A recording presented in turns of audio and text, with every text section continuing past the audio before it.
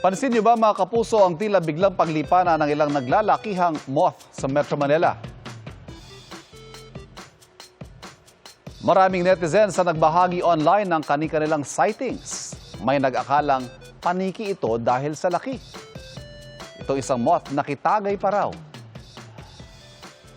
Nariyan din ang mga pabirong hirit na pag ibang lahi raw ang nakakakita nito, tila normal na sighting lang. Pero pag Pilipino, lola o lolo ko yan. Nag-share din ng iba't ibang paliwanag, spekulasyon at maging haka-haka ang ibang netizens. Ang isang ito nirelate naman ang moth sighting sa pagbabalik ng mga sangre sa Encantadia.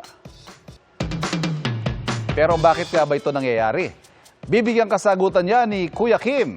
Kaya Kuya Kim, ano na?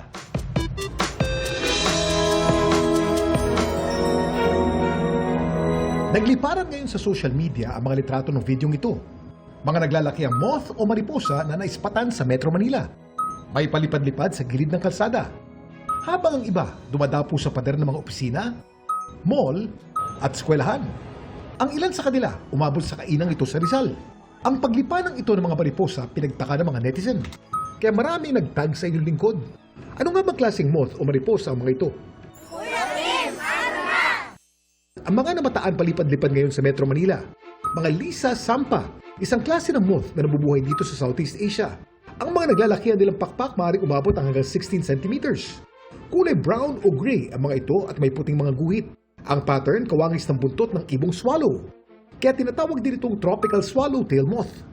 Sa Facebook post ng entomologist at research associate na si Adriel, pinaliwanag niya ang paglipana o yung kung tawagin mass emergence ng mga tropical swallowtail moth sa Metro Manila.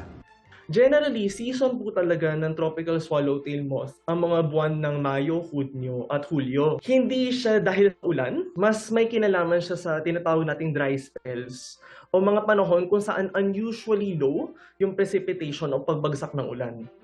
Nagkaroon din daw ng mass emergence ng mga tropical swallowtail moth noon sa Singapore. At ayon sa isang pag-aaral na nilathala tungkol dito, posible daw na nagsulputan ng mga tropical swallowtail moth dahil sa pagkawala o pagkonti ng mga host plant sa kanilang natural habitat. Posible kasi na kumukonti yung preferred na halaman nila. So ang ginagawa ng ibang mga moth, nagmamigrate sila to other areas to seek other trees na pwede lang itlogan. Kailangan po talaga gumawa pa tayo ng more research, specifically dito sa Pilipinas, upang malaman talaga natin yung rason ng pagdami nila. Kaya ngayon, alam na natin na hindi sila mga yumao nating mahal sa buhay na dinadalaw tayo. Sila'y bahagi ng ating kalikasan.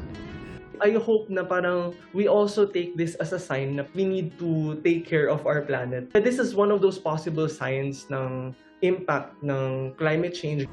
Ito po si Kuya Kim at sagot ko kayo, 24 oras.